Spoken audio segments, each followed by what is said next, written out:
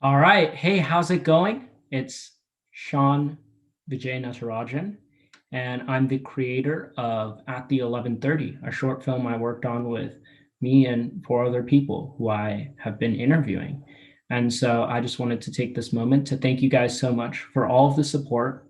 This is actually my first video, so I'm a little bit new to looking into the camera and sort of making that connection and talking with you guys in that way. So um, I will be trying my best to, look at the camera but also I might be looking down and looking at my notes. So before we start, I just wanted to answer a few things that I asked people who worked on this project.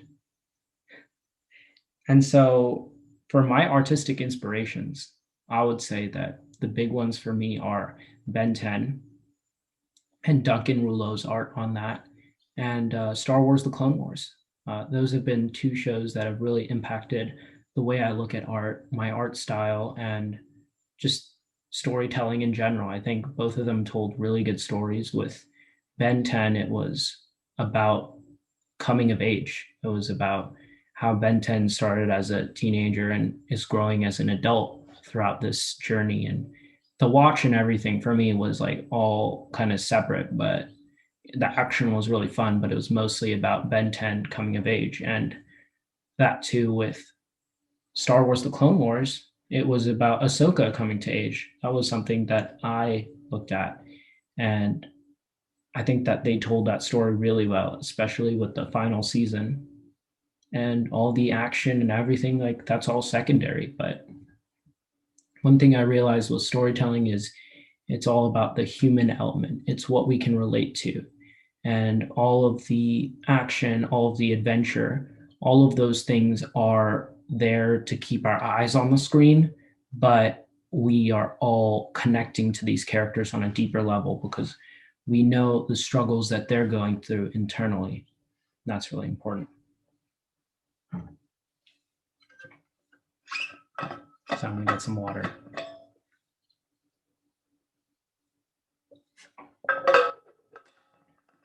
So I wanted to talk about the project in a bit more detail. And what excited me about this project was just working on it. A big thing for me is I will start projects, but I won't finish them. So I'll talk a lot about, hey, I want to work on this new thing, but I won't finish them. And one tip I have is if you're working on a project, don't tell people about it. When it's in that starting phase, when it's in, you can tell people who you want to work with and that kind of thing. Like if you want to collaborate, hey, this is the idea I have. But when it's like, oh, I'm just going to talk with my friends and that kind of thing, my personal tip is don't tell people about that because that's your project, that's your idea. That kind of idea of, oh, I have this idea. Sorry, I'm repeating idea a lot.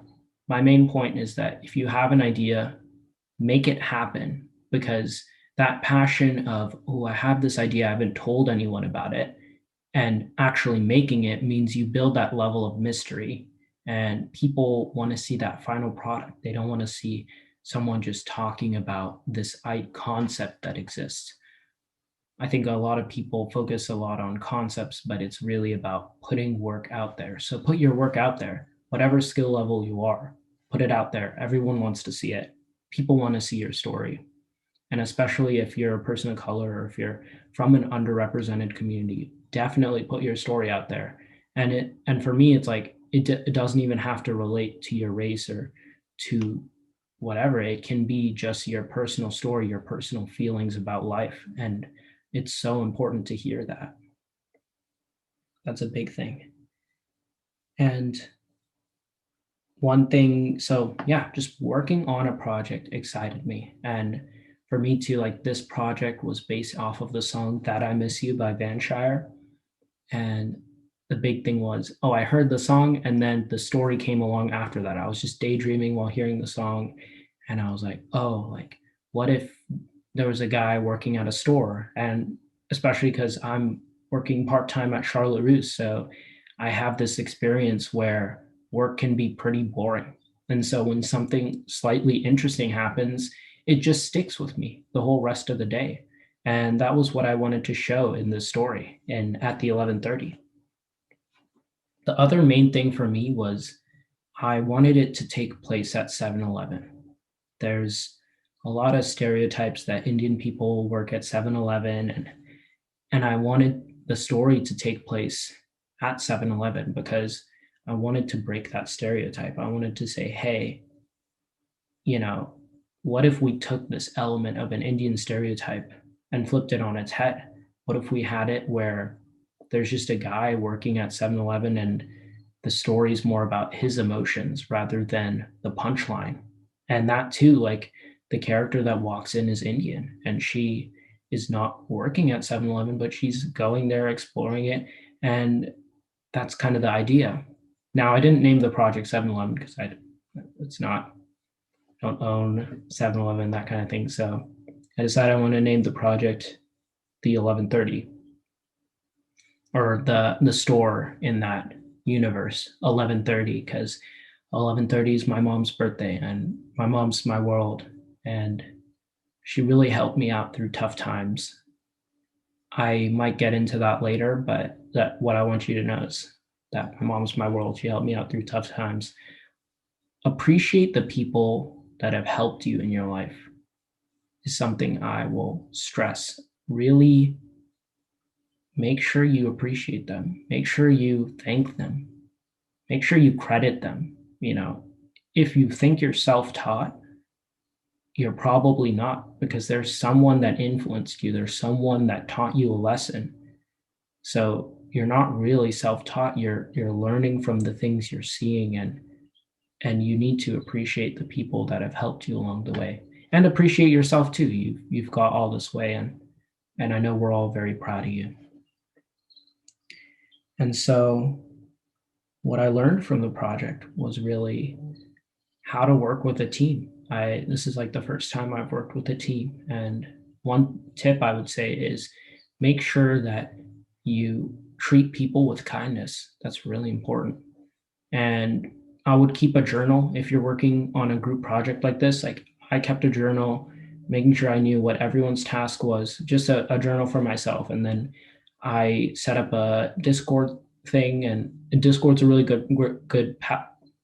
Discord's a really great platform to showcase like, hey, I want to work on this project, or to get people to help you on things. And it's a great place to communicate with people, and it's been really helpful in this project. So one thing I learned was just working with a group and finishing, not complete. Finish, not complete.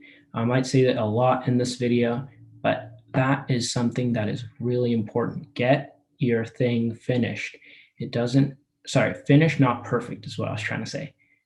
Get your thing finished. It doesn't have to be perfect. You'll get to perfect. Perfect doesn't really exist, Everything's going to be a little slightly off, but you have to be okay with it, because the most important thing is to get it finished. And of course, like, it has to be like something you're proud of. So definitely work on it. Definitely make sure it's to a level you like, but make sure, finish, not perfect. Like get that thing to be a physical thing. One thing I love about this project is that it's a video. It's something you can see. It's something like you can scroll through, and it's not just a concept anymore, which is what I'm so grateful for this team for. And I'm just grateful to myself too.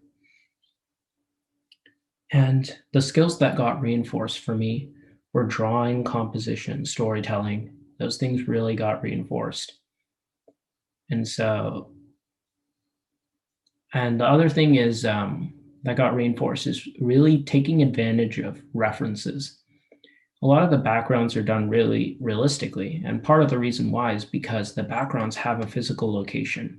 So I was able to visit the background, which is the convenience store in the project. It's 11:30, but I was able to go there. I was able to see the area. I was able to look at, what if I shot this at this angle? I was actually able to take pictures and take videos. So I knew the background well enough to do the background design for the project. And something I would stress is, take reference, take things from your own experiences, live life. That is going to be very helpful. And living life, thinking about things, like really contemplating certain aspects about this project, those things got reinforced for me.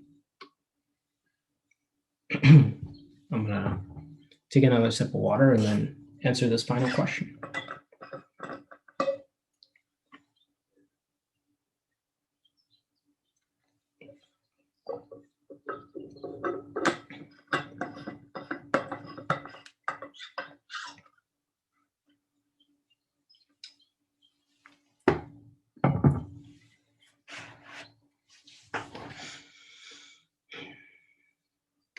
So the last question that I asked a lot of my participants or a lot of the people I interviewed, I asked them what their plans for the future was. And for this time around, I just wanted to not necessarily say my plans for the future. I definitely want to work on things in the future, and I'm very excited for that. And overall, I'm open to a lot of different things. If you'd like to collaborate, please contact me. I'll link my social medias in the bio. And I also know that I will be putting out a Spotify version. I may or may not be putting out a Spotify version. And so if that's out there and you want to check out the people who worked on this project, please definitely go to the YouTube video if you can find it. And if you can't find it, go to, I'll probably set up a link tree, but try to find this YouTube video and go to the link in the bio, check out these people. The people I worked on the project, I'm very proud of them. I'm very proud of the work that they put in and the insight that they had for me. And the things that they've taught me are really important. The things about composition that they taught me, but also the things about being a better communicator was really important. And being accountable for certain things. I definitely made some mistakes on the project. Sometimes I was late to meetings and that kind of thing. And that really sucked, but I learned from it. I learned that I have to be on top of it, especially when it comes to my team members. I had to learn to prioritize what's important. And for me, what's important is telling my stories more than a lot of other things. So more than scrolling through TikTok or YouTube. So those are really important. I'm going to link my social media, and it was great to talk to you guys and gals and everyone else. And the last thing I want to leave off with is, if you have a story you want to tell, please tell your story. Please put out content, because there are people that want to see your story. One thing I've learned is people want stories. It's how we live. It's how we drive. I will always check out my friends' work, and every friend that puts out a song or puts out a piece of art, I'm one of the first ones to be like, let's check that out. And so what I will say is, put your stuff out there. If it's not perfect, just put it out there, because people want to see your work. With that, thank you so much and have a good one. All right, so we're here with Suzette Mercedes, who worked on character design and storyboard art for At the 11:30. Suzette, how are you doing? Good, and you? I'm doing pretty good. So I wanted to know what or who are your artistic inspirations and why? So my artistic inspirations, I'm not gonna lie, I don't have them memorized from the top of my head. So if I forget some, I'm very sorry. But one that comes to the top of my mind is Ramon and 90. I don't know if you've ever heard of him. He's like super popular on Oh, Instagram, and what kind of style is it? he's like, I feel like the best way to describe him is like the Tarantino of art, because he's so like expressive with his style, and his characters are so eccentric. I don't know if I'm using the right word, but it's something like that. And it's just like, it's so different, because usually what you see from a lot of artists, not a lot, but most of the times it's just very, I don't know, his art is just very different to me. And I very much resonated, and I always look towards him for inspiration. So I would say Awesome. him. Yeah. Cool. Are there any like shows that like influence your art I style or your mean, storytelling? I'm pretty sure everybody's gonna say Avatar, The Last Airbender, and that one's like a given. Definitely that one. And that one's like everything. The style of the art style and the storytelling, the characters are phenomenal, the character writing. Yeah, for Um, sure. any other, I mean, God, I feel like the Queen's Gambit was really good. It's not Mhm. like animation, Well, the framing but was just like crazy. So the frame, I was taking screenshots every second I could, even though Netflix doesn't let you see it. But oh my God, I want to study from there. But the Queen's Gambit, I really like Euphoria. It's lighting, it's also its camera angles, the writing, like all of it. Yeah. Parasite. I'm like totally not listening to animation stuff, but it's stuff you that know, inspires me. I honestly think though, like something I've realized is like animation's really cool, but also like studying from live action is really important when it comes to animation because you Well, can I think always like, also, yeah. yeah. Oh, I was just gonna say Sorry. you can like always draw influence from it. Yeah, I also think the issue, well, I guess with anime, it's a little, oh, I also forgot to say Neon Genesis Mhm. Evangelion. That shit's awesome. The movie's amazing, the end one, but it's just like with Western animation, it's kind of harder to find like different styles of animation, different genres. But I think with like stuff like Invincible coming out, we're gonna see a new breakout of new genres that's not so kiddified, like for Mm. kids and stuff. So I don't know, but I'm sure with anime, I haven't watched that much anime. I'm not gonna lie, but I'm sure there's also a ton of stuff from there that I could take influence from. Like yeah, Neon Genesis Evangelion. Yeah, that's the only one I can remember right now. Yeah, it's cool. I mean, I think it's like just like diverse influences, which is really great. Yeah, I just think it's cool how like Japanese animation doesn't have to be so restricted. They can make Mhm. whatever kind of story they want and it could be animated, it could be live action, like it doesn't matter. I don't know. I think that's really cool. Yeah, I think one thing I liked about our project is like some of it was like the characters didn't always stay on model, which made them Hmm. like really expressive. Like, and they're like, there's just like certain things with their like faces and stuff that Hmm. like really popped. And I find that in anime, like that happens a lot as well. Oh, interesting. Interesting.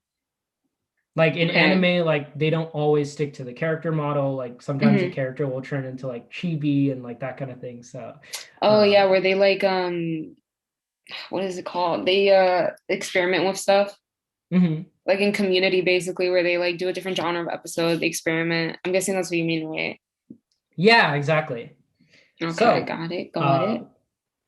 the other thing I wanted to know is what excited you most about this project and what did you learn from it and what skills got reinforced? I know it's kind of a compound question, Yeah, so. hold on. Let me just um what excited me most about the project was just working together with people because I've never really worked with different artists before. I mean, I'm technically self-taught. I'm taking like classes online, but in real life, I don't really know much people who do art or who want to do it as a career. So I think collaborating with people is a nice step out of like my comfort zone. And it's just nice camaraderie, however the fuck you say it, to work with people and like share this experience with you guys. I don't know, it's really nice. Um Also like when I saw the one that you did, the rough storyboards, I don't know, I Mhm. thought it was just a super cool concept. So yeah, that's what excited me the most about the project. And then what did I learn from this project? Well, collaboration, how to collaborate with people, how to communicate properly, especially doing something online, which was pretty fairly easy. Mhm. Um, I also learned, um, I guess, how to take feedback and properly, how do I say it? Like take feedback and properly execute what you wanted from me, I would Mhm. say. How to learn how to do that. And then what skills got reinforced was probably my drawing and trying to do a different style. That was kind of the hardest for me, trying to get the characters on model. Mhm. And It's other skills that were reinforced, and I don't know, just probably that, like my drawing, stuff like that. Yeah, that makes sense. I think like, I mean, a lot of it's drawing, so that's like Yeah, kind of I'm just like I don't know what else. yeah, no, but that makes sense, and I'm glad it like worked out, and Mhm. honestly, I'm just glad we finished it. But We did that pretty fast. I was kind of you like released the thing, and I was like, oh shit, it's out. Yeah. yeah. All right. So last question are like, what are your plans for the future? And this is kind of where I want to ask, like, if you want to plug anything, if you want to say anything to the audience, like whatever, like this is your time. Okay. I got the stage. Yes. My plans for the future. I mean, I'm not gonna lie, it switches every now and then. I'm not sure. At least what I think right now is I would like to work my way up to storyboard artist, something like that. A storyboard artist, like work on a project that I actually enjoy. Uh, I don't know, long-term goal, I guess, like have your own show, but like who doesn't want to do that? Everybody wants that. hmm But I guess like it would just be get a job and try to put myself out there in the industry and make connections and work on my art, that too. Work on my art, try to solidify a style, practice more anatomy, fundamentals. Yeah, basically. And then um what where can people find me online? hmm So I have an Instagram, instagram.com/Suzette Doodles. Are you gonna put in the link or do you have to spell Yes, it? I'm gonna put I'll put a link down Link there. in bio, link in Link down bio. there. Yeah. And then I have a YouTube channel, which I'm hoping I'm gonna upload soon. I don't want to jinx it, so I'm just gonna be like, oh, soon, soon. I'm Yes. hoping to Yes. upload more art videos. Before I did vlogs, but I want to do art. So my YouTube channel is youtube.com/Suzette Mercedes. And yeah, that's basically it. Link in Link in bio. bio, link in bio. But yeah, I think that's it. What I want to tell the people, Mhm. thanks for watching. I don't know. Thanks for watching. And I hope you really enjoyed the video, both videos, interview and the the Animation. animation. Bro, I'm so fried. It's like 9:48 for me. Oh, it's all good. All right. Thank you so much though. This was it was great talking to you, and I look forward to working with you again sometime soon. Yes, same as well. Thank you so much. All right. Bye. Deuces. So we are here with Michael Downing, who is the assistant director and animatic editor for the project at the 1130. Michael, how are you doing? Good. Thanks for having me. It's good to see you. Yeah, it's good to see you too. So I have a few questions for you. Yeah, All right. I'm excited to be here. Send them. Awesome. So who or what are your artistic inspirations and why? Man, it's easier for me to answer now because I became a fan of shows or a fan of a movie. But the more I dwelled on a story that I wanted to tell, and the more I worked on art to tell it, that's when I got more acquainted with the Who. And when I saw Kipo, I really want to find out who Rad Seacrest was, because I just really like the art style in terms of like the visual clarity and the level of detail and design. And I thought, man, what a great target for me to try to reach so I can tell my story at that level. And when I found out he was doing drawing classes, that's how I began and come to meet nice guys like you and work on some cool stuff.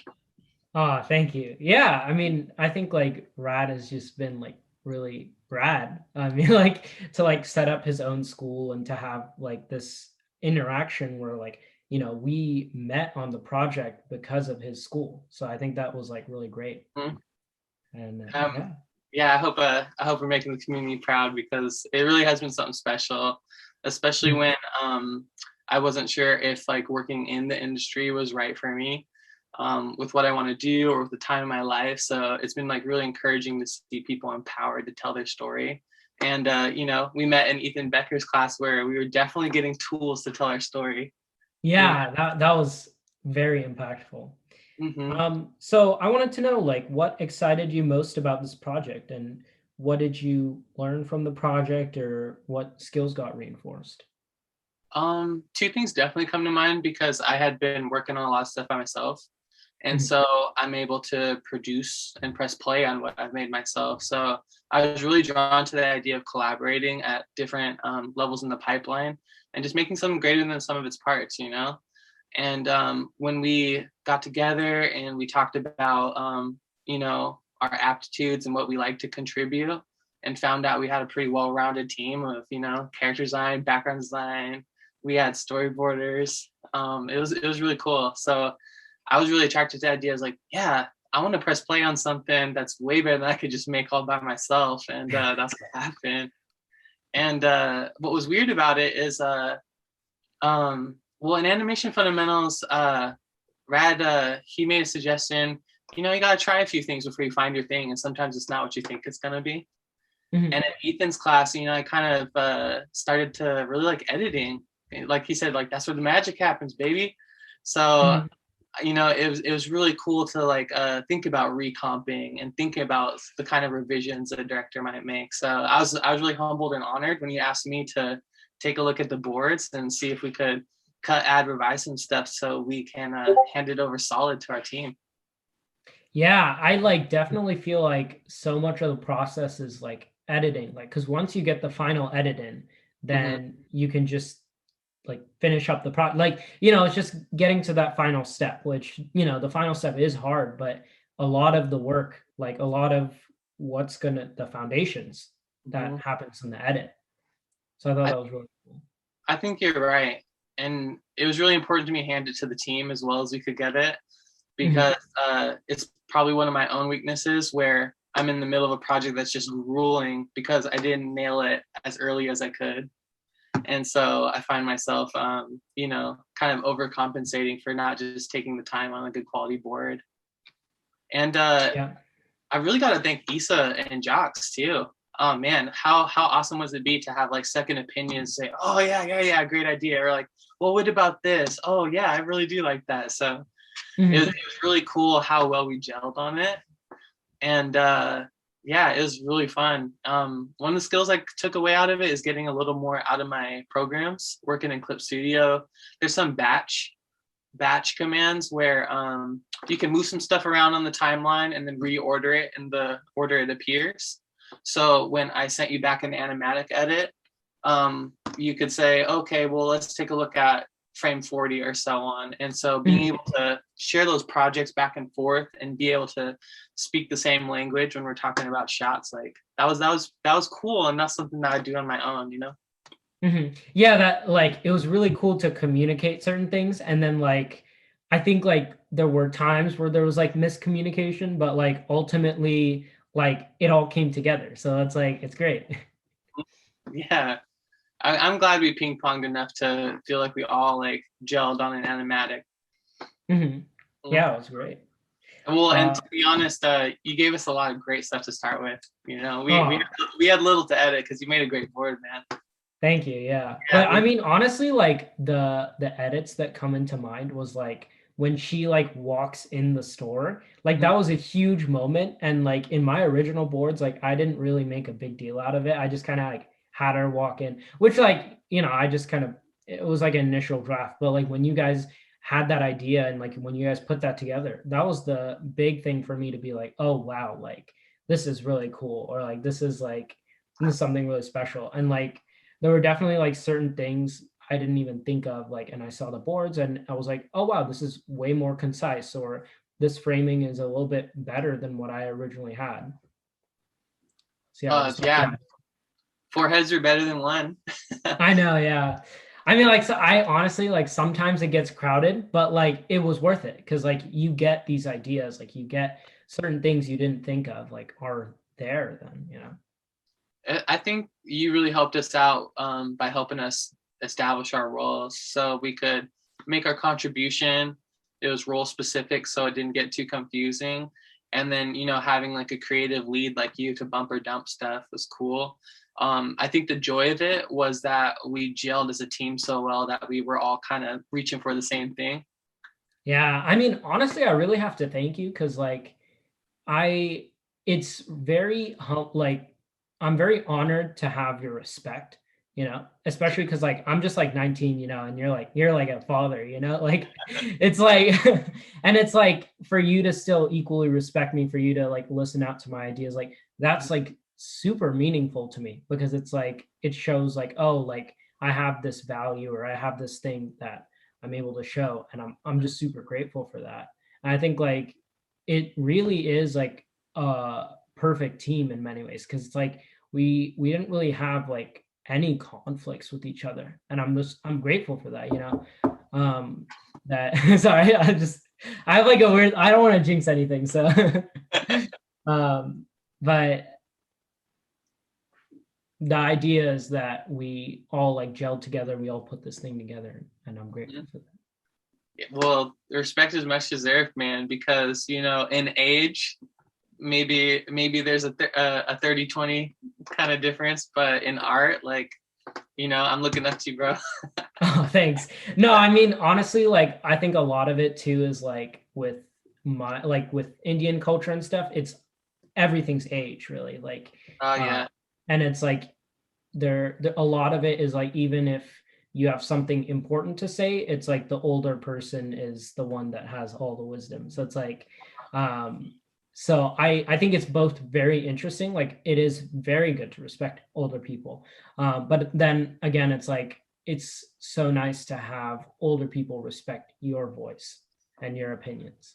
I'm seeing a circle more around as I get more acquainted with the art scene, where conventions are being defied, and I think it's a kind of cool happening springing from the class environment that we're in, where you can tell your story and you can be the lead and you don't have to constantly to defer to somebody. So like I'm glad that you're empowered to be the author of your own story, and that we as collaborators, we're learning and growing with you, working on it. And it's your baby. I'm proud of you. But I think I'm as proud, as close as proud as you as I can be, when we press play on that thing. Thank you. Well, I'm very proud of you too. You really pulled it together with the editing and the directing. It was just great. And I think one thing I would really love to know is what are your plans for the future? And this is your time now to, if you'd like to plug your social media, if you'd like to share anything, you're speaking to the audience. This is your spotlight moment. So. Sure. Well, man, thanks. It's a good question because it really helps me clarify my own goals. But I've been dwelling on a story for a while, long enough to commit to making it, and then realizing just how big of a commitment that can be when it comes to bridging the gap so you can tell the story at your level that you want to see it at. So I'll probably keep taking classes, keep working on my story. And the classes have really empowered me and really helped me see where I was doing things right. It really helped me see where I could do things differently. And the kind of excitement that I get from applying something that we learned, knowing that it just unlocked a lot of potential and just got me that much closer to getting a project across the finish line, that has been great. And just being a part of the community has been great. So on that note, my IG is RES_NDEV, or Resin Dev, because I like to research and develop art. That's the first time I heard. Yeah, that's the first time I heard what the meaning was. That's super cool. I'm really new to Instagram, but I'm finding out that it's a really common way for us to kind of get together and see what's going on and tap into other people's styles. And so yeah, feel free to check it out. I got an animation on there, more to come. And I'll put the link in the bio. So well, I'm really not savvy with it, so I'm just kind of like humbly joining the community and considering myself more a part of it now. Awesome. So you have your animation projects you're working on, and you have your social media. That's great. Yeah. Thank you. And I'm just as interested in hearing what you got going on, and just as interested in teaming up again, because we got a good squad together, a lot of potential. Yeah, for sure. I think it's going to be interesting to see what the future holds, but right now it's a time to celebrate, and good job. Yeah. All right, so Wait, how do I end this? Anything else you'd like to add, or? Just shout out to Rad How To School. Shout out to, our teachers, our Ethans, our Rads, everybody else taking classes. I'm taking another class right now, so I hope to see people around school, and I'm sure we'll be catching up in Discord with our friends from class. So yeah, just shout out to everybody who made this possible, and I look forward to seeing more. All right. Well, it was great to talk to you, Michael, and thank you so much for having this be a thing, and working with me on this project. I'm very grateful for that. I deserve it, man. Congrats. All right, take good care. Take care. All right, so we're here with Jon Sloan Jr., who is the assistant director, background designer, and storyboard artist in the project at the 1130. John, how are you doing? Hey, what's going on, Sean? Also known as Issa Long Arts. I'm doing fabulous right now. It's been such a busy couple of weeks, but after you posted that project, I'm not gonna lie, that really made me feel excited to work on more art stuff. Hopefully in the future. You. Yeah, I think it's just like the big thing was like finished, not perfect. Like getting that final product out there, like that's great.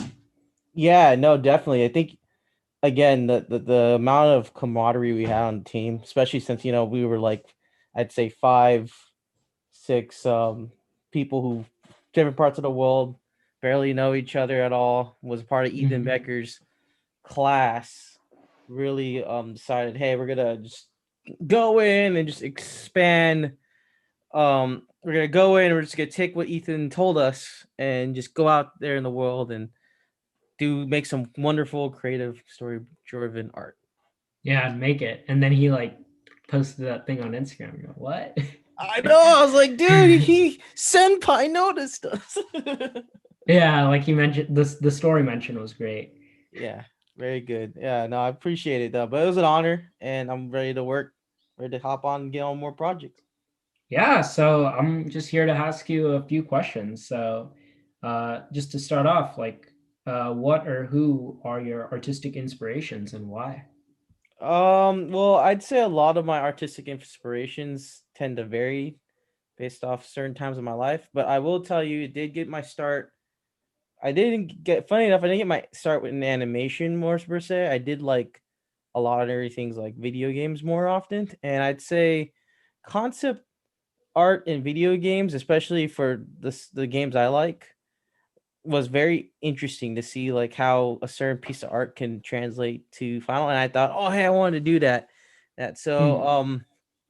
Funny enough, a lot of my style was more like anime driven. I'd want to say Tetsuya Nomura's style with Kingdom Hearts, and even some of the Castlevania games were dope, like Ayumi Kojima's more aesthetic. And then I really got into a lot of pinup girl art for some reason. I'm not gonna lie.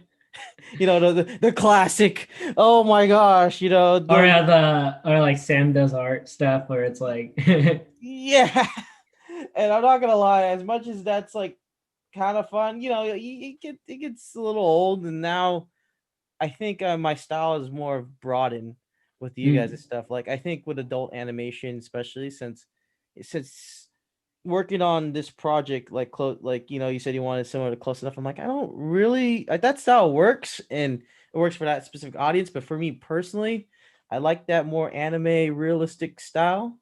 But I'd say as far as art inspirations currently, so far I'm really digging this one artist. His name is David Liu D. Sluggy, and he's like a retro anime artist that I really like because he kind of like keeps that aesthetic alive, and it makes it feel nostalgic in a way, because obviously I think a lot of what happened back then tends to kind of get lost in translation now, and sometimes it's that classic saying of what's old is new again kind of deal. So yeah, cool. That's interesting. Yeah, I mean, I think like anime is really interesting.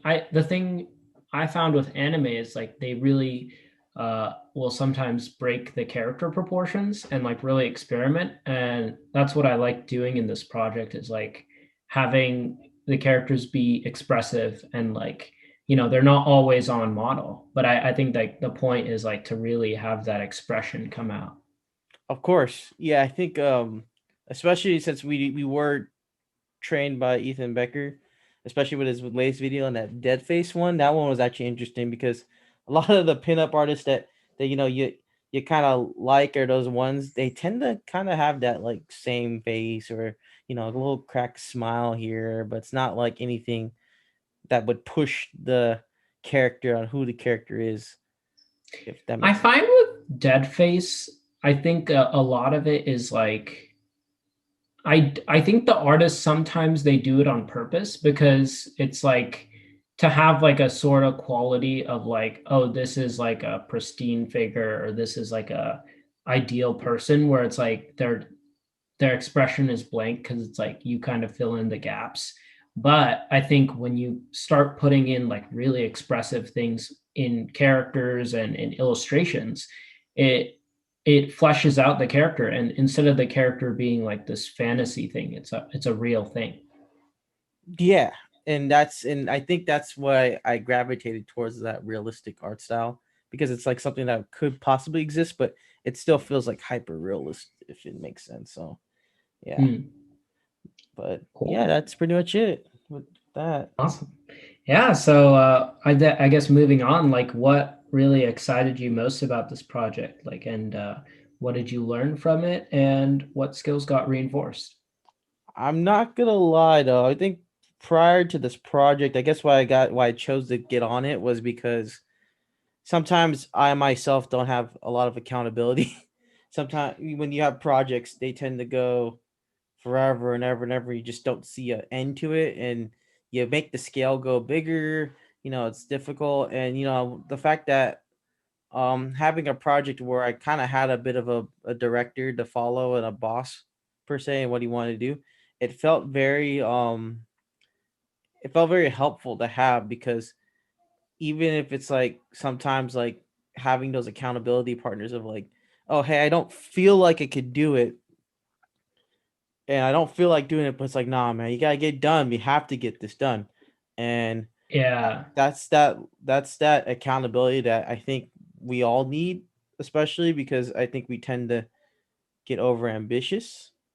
So that's what really helped me out, and that's what made me look forward to it because it's like, I want to work in a group with like similar minded people. We all have different backgrounds, different things in art, and because your style is so very expressive and cartoony, I wanted to give it give it a shot to be like, all right, well, let me work in a style that I'm maybe not comfortable with, but this guy here, he's got the mad skills for it, and I can learn like what kind of animator or artist I could be using or drawing in this style or making these very geometric proportional characters, if that makes sense.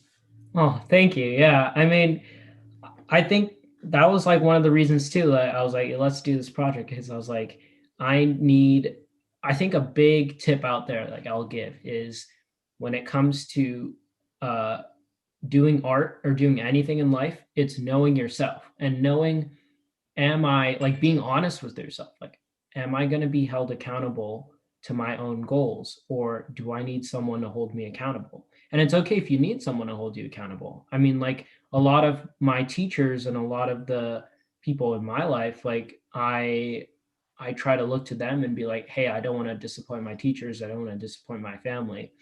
So I'm going to do this thing. And for me, it was like, oh, like I knew I needed to finish this because I had a group. I had like everyone I was working with, and I was like, that like I want my group to see what we've done. So Of course. Yeah, and that's definitely a good attitude to have is just that accountability that we all that you just need just to get that extra push because sometimes certain shots may not agree and also to learn too that you're not going to always get your way because I mean for a lot of things sometimes when you work on a project and your team around you, like again whether it be an agreement or disagreement, like yeah you may disagree on things, but if if it's in the best interest of the project at the end of the day, I think it works, because a lot of the things, at least what I've learned too, is like, yeah, I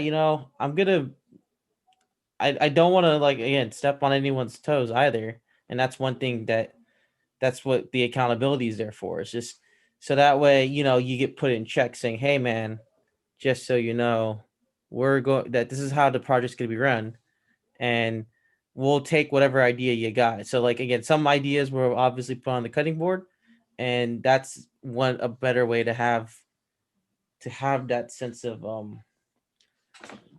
camaraderie, because hey, look, not every idea, everyone probably goes back to their old projects and be like, man, I wish I could have did that, or oh, maybe this was happening. But hey, if the viewer enjoys the end result and the product, and you have a high like viewer rating for it, then nothing else matters. I mean, no matter what changes could happen, honestly. And that's what I think was what I really learned a lot about myself was, yeah, delegation and acceptance mostly. So Yeah, it's great. I mean, there's a lot in there for sure. And one thing I just wanted to credit you with is there were moments where I was like struggling to finish up certain boards, and you really picked up a lot of the weight when it came to storyboarding. Like I remember there were like some people who got pretty busy when it came to storyboarding, and I was like, I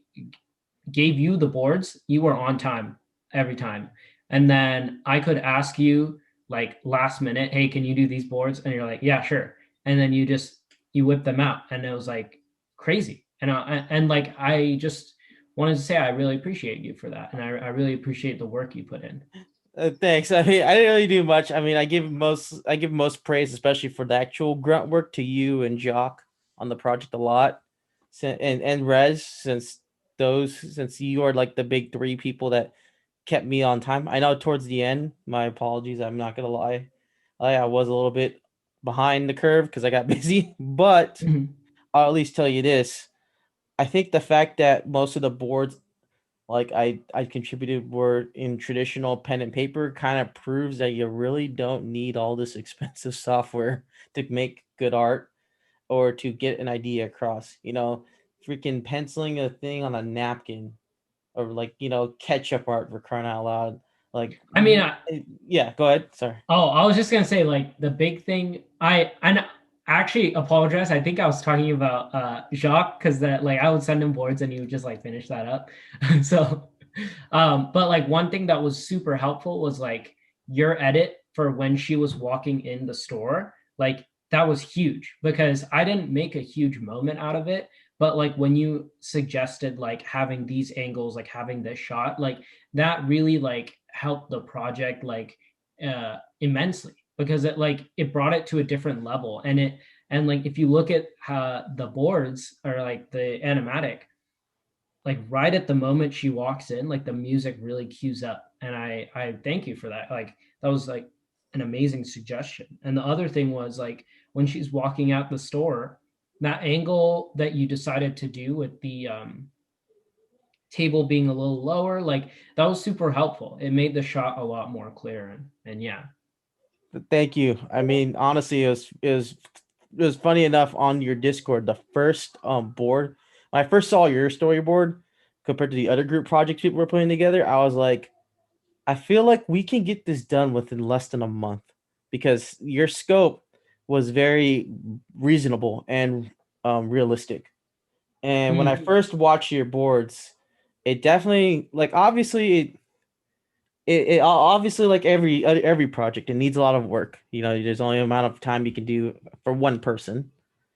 And I think when I remember in the board, I saw that shot of him looking, and then the girl just suddenly appeared. I'm not gonna lie, I thought, I know you want to make this a big moment because he's seeing like a pretty girl walk in, but I think it would add more emphasis if we kind of got that entering shot, because then it just shows, hey, he's bored at work, and then he sees this girl and he's like, oh my gosh, wow, she's beautiful, and she just walks in, and then kind of like I remember drawing, like, like thumbnailing it out to you guys, like, okay, I penciled it in, saying, all right, well, obviously her model looks way better than what I drew. What I drew looked like freaking, like, she had like demon eyes just staring straight into your soul at first. Oh, I remember that. I was like, I saw that like one shot where she looked at the camera, and I was like, oh. Yeah, I'm not gonna lie. I think I was like, why did I draw it like that? But I guess at the time, though, I guess I was trying to be like, all right, I'm thinking of close enough, but I'm also thinking of I guess I was thinking of like close enough, but I think I was looking at like some Legend of Zelda Wind Waker art in the middle of it, and I was like, oh, look at the little almond shape eye. Okay, cool. And then I look back at that drawing, I'm like, oh my gosh. I guess thankfully the idea came across, but oh god, I'm so glad that drawing wasn't used. you know. Yeah. Jacques prettied it up a little bit to make it a little less scary looking. For sure. Like, yeah. And then I guess like my question would, like, we got like, what you were excited about and what you learned. But like, did any like thing get reinforced, or reinforced, if meaning like skills that got reinforced kind of thing? I think definitely shot composition, and I think as an artist, I think how animation works and how illustration works are two different things. Because obviously, I mean, my background, I come from more of an illustration background, but I'm not gonna lie, I was a little bit unsure what to do when I first started on art. It wasn't until Rad's class I wanted to do story. Like, once he showed me how storyboarding worked, I wanted to get into storyboarding, and obviously, it's been a a very interesting journey, and I think it reinforces that, man, I gotta learn to draw quicker, and man, I gotta learn to draw on model a lot, because it's one of those things where it's just in 2D animation, like there's a lot, like you have imperfections are always going to be there, and and imperfections always enhances the experience, in my opinion, as opposed to like trying to be like every line's gotta look on model. If you want to do that, just do 3D. You know what I mean? But yeah, I think what the skills were reinforced was, like, draftsman shift skills, perspective skills, like trying to get different angles, whether it be close-ups, medium shots. Like, you have to kind of play the role as a camera and not so much as a role as an artist or like an illustrator, because that's the whole point. Once you start looking at yourself as, oh, hey, like, I take out my phone and record I don't know, a guy walking down the street, and what's the angle he's walking at, where it is then starts looking a lot more clear to me, as opposed to just looking at, like, oh, this is one illustrative piece that I just doing just to make a poster. So I find that too, like that's definitely a big thing, is it, like with boarding, it's really about thinking about like the camera, thinking about yourself as a filmmaker, almost like you're filming in a world that is flat, and you have to create depth in it. yes, that's absolutely true. Yeah, you have to definitely create depth within that world and that environment, and that's always a bit of a struggle as an artist. Is like, okay, well, what if I'm only just doing one type of shot, or oh, the tree looks out of perspective. Like with storyboarding, what I like about it now, or at least now that I'm like looking at other people's work, is that not everything needs to be pretty. And I'm not saying that in terms of like, oh, you can draw scribbles and someone can make out your chicken scratch. No, it's got to still be clear, but in the storyboarding phase, like the first pass, it can be a little loose, it can be a little bit a little free flowing, so that way you get the feel of the movement, so when you go on and you put in those, pretty it up a bit, it looks a lot better. So, yeah, for sure. All right. So the last thing is, what are your plans for the future? And this is the time, like, if you'd like to plug your social media or anything else, anything you want to say to the people, this is your time. This is the spotlight moment. Oh man, the spotlight. Okay, I'm a little head scratching. I'm a little nervous. But I want to first say to you, Sharonos or Sean, thank you for allowing me to use my talent and utilize my skills or build that skills and talent through your project. So I want to say thank you. I want to thank the Thank you. audience.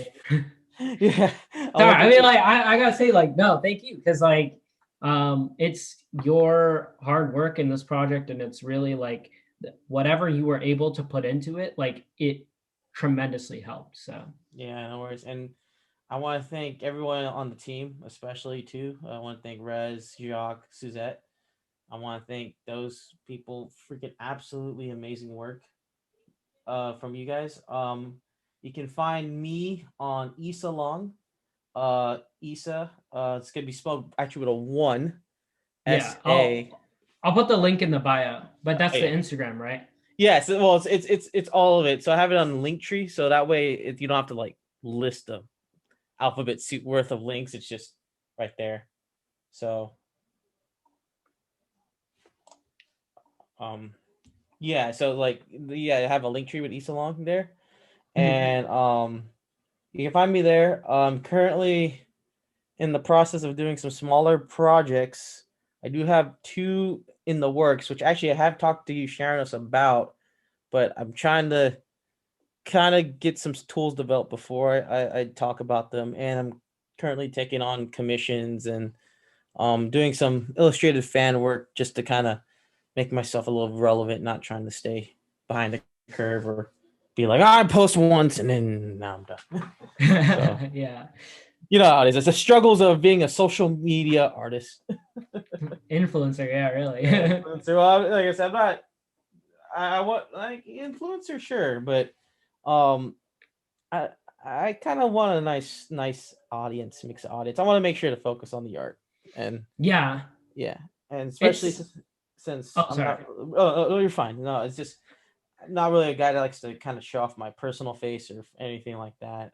I'll like literally say, yeah, I really want to make people happy and smile. So yeah. Oh, that's awesome. That's a great goal to have, and I respect you a lot for that. I mean, Thanks, man. Like I said, you guys were great. I just want to say that right now. You guys, best team. Would want to work with you guys again, both on this like independent indie level and hopefully within the industry. Like you'll oh, be director. that's the dream, right? Yeah, there That's you the go, dream. man. That's the dream. You, Mr. Sean, the CEO of Netflix over here. Oh, Yeah, over here. let's not on wood. I don't know. I don't want to jinx anything, but we'll see. So, Netflix is good though. They have some good stuff. yeah, no, definitely. And for someone like us who is pushing the diversity angle too, which thankfully, we're in that new culture of bringing more stories from all different walks of life coming in. I'm really looking forward to seeing what kind of stories you produce, and I'm looking forward to developing my own personal stories as well and Thank you. my own ideas. So yeah. Yeah, well, I look forward to talking to you again and working with you again. That would be great. Yeah, thanks guys. I thank you. Thank you for having me on, and it's been an honor working with you guys. Seriously. And you All too, right. Shadow. Seriously. Thank you so much. All right. Thanks. All right. Bye. Bye. So we're here with Jacques Deaver, who did the storyboard art for At the 11:30.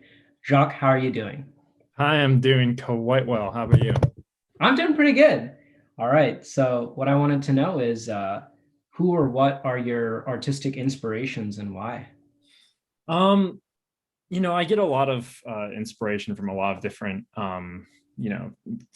cartoons kind of my childhood, um, and then a lot of like sort of anime influences as well. One of the big ones that comes to mind is Yo Yoshinari. I've been studying his stuff for God knows, like at this point, a year or two, and I mean, he's just an incredible artist, really great with silhouettes. But I also get a lot of my sort of artistic inspiration from music, a lot of sort of electronic music, and a lot of orchestral stuff as well.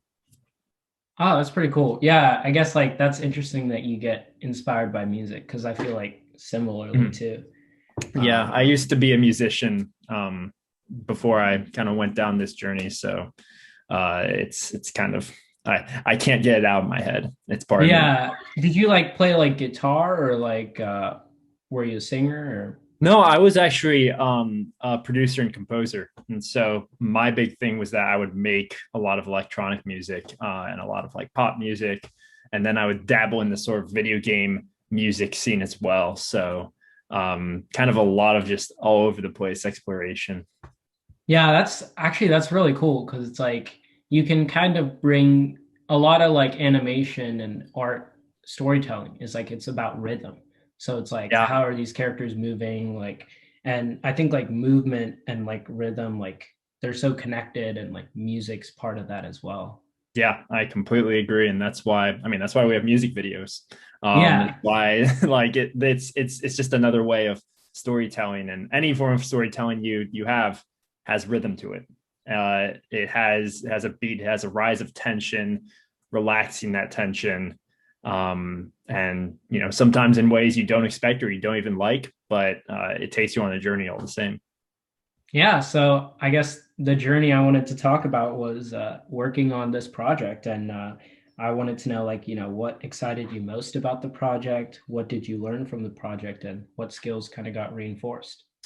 Yeah, I think that my favorite part about it was really just kind of being on a team and working with a team because we consider art and even when I was a musician we consider a lot of that to be solitary stuff if you're just kind of sitting there and doing your thing. But I mean there's a lot, like when you're collaborating with someone on a project like this or on any sort of creative project, you get a lot of input from them that you're missing when you're just focusing on your single frame, song, whatever.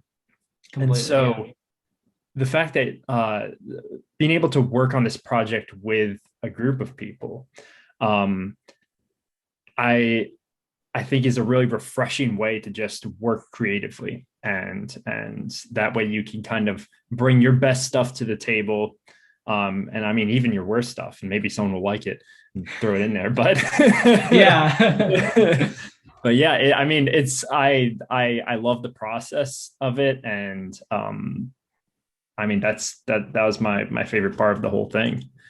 um and then I think the kind of the biggest thing I learned was kind of similarly along those lines is to kind of just get into that flow state and get into the flow state of like when you're sometimes when you have a meeting with someone, if you have a meeting with a group of people or whatever to talk about something, you kind of get into the heat of the meeting, and that keeps going longer and longer and longer, and then everyone's like, all right, when is this going to end?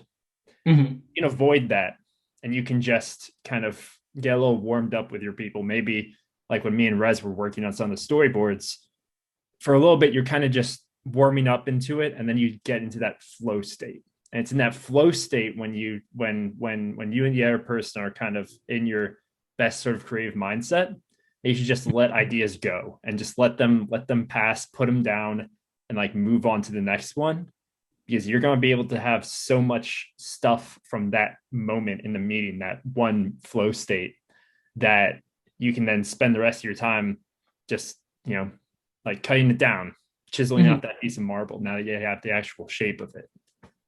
Yeah, I think that flow state statement was no pun intended, but like that flow state thing was like really interesting because I think something that a lot of artists like think is like, oh, I gotta work. Like for me, when I was first starting, I was like, I gotta work these hours. Like I used to like try to time how long I'm spending on art, but I just realized like that's a waste of time. Like it's not necessarily like, oh, I have to work these many hours to do this thing. It's no, let's do this thing, however long it takes.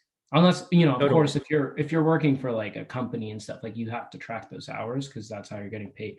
But I think especially for this project, it was like, oh, I'm going to work and I have a 30-minute break. I can just get this background done. And it's like, because I was in a flow state, because I had like music and everything, like I was able to work through that and finish the background in that thing. Yeah. So Yeah. I think a lot of it is like, oh, well, like you have to have a flow state. Like flow state is important because it gets you to an area where you're putting in actual quality to your work and not just like a whole bunch of time. Yeah. Yeah. And that's not to discount the other time that you Yeah, that's are true. in Yeah. a flow state, because that time is spent sort of figuring things out, so that when you do enter that flow state, it's just like bam, the ideas are like right there. So exactly. Yeah. It's not to discount the rest Yeah. of it. Yeah. I don't know. Yeah. I Yeah, want to be yeah, like, yeah. oh, don't do that. But I'm right there with you that like it's the time spent on the project doesn't matter more than the ideas created in it and the product created in the end. Some of my best ideas in music and in art have come from just that moment where I'm like, you know what, I'm gonna work on this, and I get the idea out, and it's just out there, and that's the best it sounds, or that's the best that it looks in that moment. And that can be a very, very quick time. It doesn't need to be spent meditating over your tablet or your piece of paper or whatever. You don't need to spend all that time trying to like, pound something into it.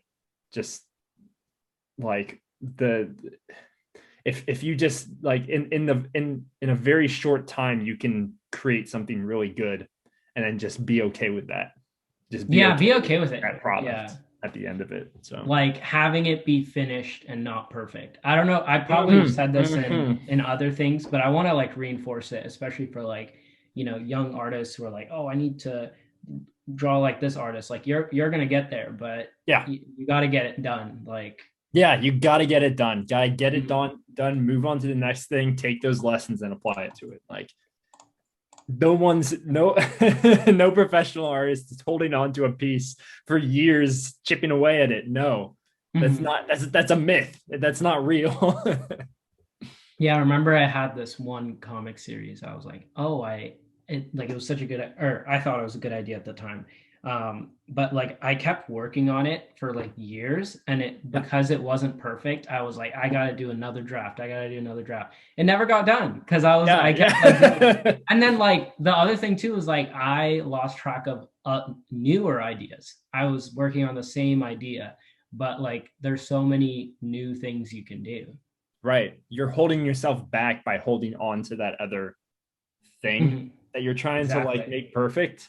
And unfortunately, like we can say that as much as we want, but the only way to learn that lesson is by getting way too involved into something and getting nitpicky and then losing the whole thing in the process. Like it's one of those lessons that you have to learn. Yeah. Because you could say, yeah, you could definitely tell someone like, hey, like don't get too nitpicky or whatever, but they're gonna. And they're gonna. That's the process. Yeah. They're going to until they get sick of the process, and then they figure out like, well, I'm going to spend as little time doing this as possible.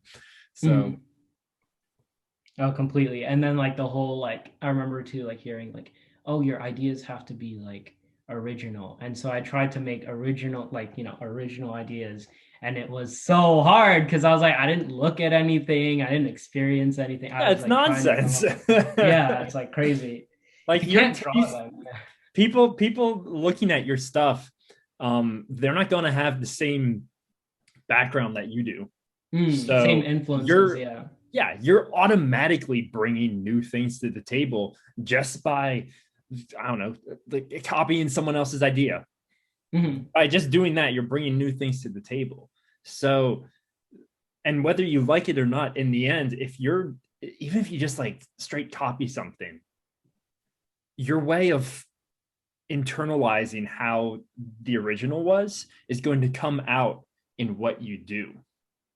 So in that process of you taking something in, internalizing it, and then projecting it onto the page with your interpretation, it's already original. And every other thing that you then do, whether you're maybe taking that face and applying it to a different character, changing the color scheme, having it be a new character with a different personality, it's a completely different thing now. So Mhm. like You've already achieved a different thing. Yeah. Exactly. You've got your original idea. You did it. Congratulations. Mhm. Great. Yeah. So I think we covered everything in that second question. I think one thing I was like curious about is like the things that kind of got reinforced for you in that project. Things that got reinforced. I think something because we all kind of came together from working in Ethan Becker's class. And one of the big things that Ethan Becker talked about was composition and making your compositions interesting and how to do that in your workflow. That means like drawing outside of the border and then moving things around and scaling them differently. And then putting out an idea and then changing the camera angle, maybe tilting it up a bit or like skewing it a bit so that you've got like this now diagonal composition. Those sort of ideas really came forth when we took your boards. We had the idea, we had everything that we wanted to do here, and we were like, all right, how do we give this a little more depth? How do we make this more visually more of a visual story? And that those ideas from Ethan Becker of like changing around the composition, scaling things, moving things around, and all that really came out in that process. And so that was really reinforced to me that like, hey, these boards that you're making, they are fluid. They are not solid things. They are fluid. People are going to change this. Yes. And you cannot be tied to that. And you get every change that they make is presenting that scene in a new way that you maybe didn't recognize, and you just got to roll with that. And that was probably the biggest thing that got reinforced, is that changing scene, that changing storyboard, the idea that this one panel can be told in 1,000 different ways, and just I remember keep that idea fluid. There was this thing that happened where you drew a board and I misinterpreted the board when I drew it. But because the misinterpretation was kind of interesting, we just kind of kept it, which was like kind of great. I thought that was great. That's like such an interesting way for it to play out. I love that. I remember it's when he looks at the girl, she looks back at him from the soda machine. And I had it something where he was kind of in his original leaning over position, and it's really awkward because he's trying to look relaxed, but he also just like the only reason I found that awkward was because I did like, I think I sent it, but I sent like reference like videos and images, and I tried to do that pose and it was kind of hard to get it. So I changed it just like a little bit where I was like, okay, maybe this looks better. That was kind of the point though, was that like, okay, this pose is really hard to do. So he's trying really hard to look relaxed, and he's not relaxed at all. But because of that, when he was like looking over that way, kind of relaxed on the counter, you interpreted that as his back was to her. And when you explained it that way, I was initially like, okay, but how, we don't see how he gets to that pose. But when I saw the boards together and I drew out that pose, it then made sense because he's looking at her, she's pouring a soda and looks back at him. It would make sense that when the camera returns, he had hurriedly like turned around to like scrub something, pretending he wasn't looking. So it worked out great. I think it added a really nice comedic moment to it. So yeah, like I see that so much in movies where there's like a scene, the characters are trying to hide from the bad guys. The bad guy walks in, and then it shows the shot, like the characters were initially there, and then they're gone. And it's like, like it continuity wise, it is like, oh, well, like what, like that doesn't make sense. But when you think of it storytelling wise, it makes a lot of sense. They hid from the characters. It's supposed to be jarring. It's supposed to be like, oh, like where did they go? That's Yeah. kind of the effect. And for Yeah, me, it was definitely. like, oh, like I was like, he sprung into that pose quickly. So I was like, Mm. he got there like that. That was my interpretation. So I was like, that's Yeah. why I was. Now that you mentioned that sort of crime thing, it's like when when the character that's being chased, like when it then like pans out or whatever to like show the scene as the bad guys are coming in, and that character's like trying to blend into the scene, like he's trying to Yeah, like pretend that yeah. that's kind of how it turned out. And yeah, I like that. I like that just different interpretation turned into that. That's really fun. Yeah, composition, very important. I Mhm. guess my final question would be like, what are your plans for the future? And this is the spotlight moment. So if you'd like to share anything, like plug your social media, or if you want to say anything to the audience, like this is your time. Yeah, I mean, I'm just working on storyboards. I'm just developing my own drawings, working on storyboards, working on a lot of fan stuff, Mm. to just get better and to just keep improving, to the point that I can eventually develop a professional portfolio and submit that to a studio like Cartoon Network, or eventually like working for Titmouse would be like a dream. Mm. So right now I'm just plugging away. I'm at JDea Art. That's JAYDEA I'll Art. put the link in the description, but that's your Instagram, right? That's my Instagram. It's my Twitter. More active on Instagram. Mm. And yeah, I'm currently working on a little. I'm huge. I'm really into Critical Role, and I'm working on a little. They're like little fan animatics where people take snippets from the show and then turn them into a little animatic, kind of like what we did. Is that Um, anyone can participate in that? oh yeah, no, anyone can make fan animatics for Critical Role. Oh, Yeah, but is it like a common practice to make fan animatics for Critical Role? there's a if you look up like Critical Role like animatic or something on YouTube, there's tons of them. I've watched so Oh, many of them, and they're so fun. Like the original content's hilarious, but like when they portray it in in terms of like in a animation. storyboard in animation or something, it's like it's 10 times funnier. Like it's amazing. And so I thought that was a really unique exercise of taking that audio and then Mm. turning it into an animatic or a storyboard. So I'm working on that. I've got that right over here, and yeah, I'll have that out. I definitely have to hop on that. That's great. Yeah, I couldn't recommend it more. It's so fun and it's so funny. Like it's absolutely hilarious. Awesome. All right. Well, it was great to talk to you. You can check out uh, Jacques in the links down in the description. And overall, good job. Thank Yeah, you so much appreciate for it. working with me. Yeah, it was my pleasure. Thank you so much for having me. All right. Bye. Thank you guys so much for watching the interviews. I'm very appreciative, very grateful.